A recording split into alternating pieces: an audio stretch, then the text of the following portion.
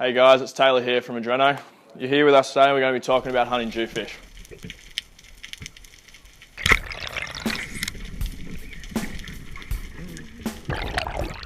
For me, the easiest place to find jew is in sand gutters, up along right in close to the headlands. So I usually go on a high tide, as that's when you're going to find there's most water inside each gutter. You'll find any sand gutter up along each headland. The best place I find is to stand on the headland and look around you. If the swell's under a metre, you'll see that there'll be like a little set of whitewash just dribbling over the top of the gutter. It's always worth to have a look in there.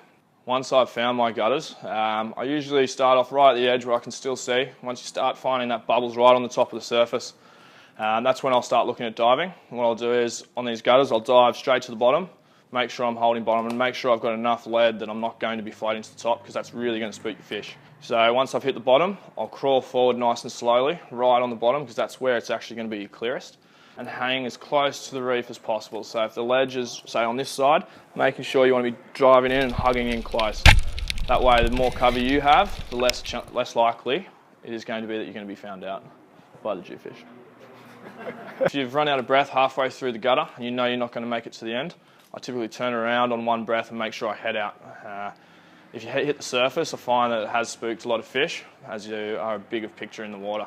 Diving these sand gutters, I always use a shorter gun. At the moment, I'm using a 90cm Rob Allen Sparrowed with twin 16s, so it's nice and short with a lot of power. So in those really limited visibility situations, it's very handy to have. So typically these sand gutters are going to be anywhere from 2 to 4 to 5 metres deep.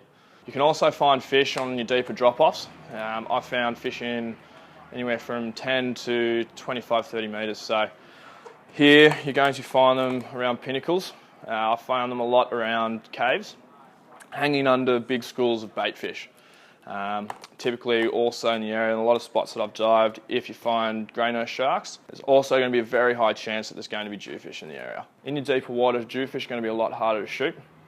As there is a larger body of water for them, they're typically going to hang out of your shooting range. The way I find to get closer to these fish is usually hang up in close right next to the reef, just out of their reach, and usually very similar to a lot of other fish is looking the other way. But the biggest thing is just making sure if you have that little bit of bottom time, hang tight and just let them come to you. The more you push towards your jewfish, the more you're going to push them away from you. I've found that a lot of jewfish after about 20 seconds into your dive will start to school around you or come within range. Once you've seen these fish up in the shadows, the best place to shoot them is either right behind the shoulder or a little bit back behind the head. Another tip that I've found as well is shooting fish on the edge of the school. Shooting fish on the edge of the school I've found hasn't spooked the school as much and does give the opportunity for someone else to land a second fish. In each state of Australia there are different rules and regulations for hunting jewfish.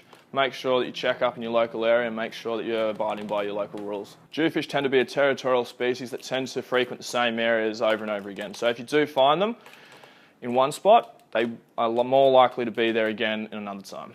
A massive part of shooting jewfish is definitely making sure that we look after sustainability of the species, making sure we don't shoot as many as we can on the same day, off that same reef, day after day. Thanks again for watching, guys. We'll see you next time.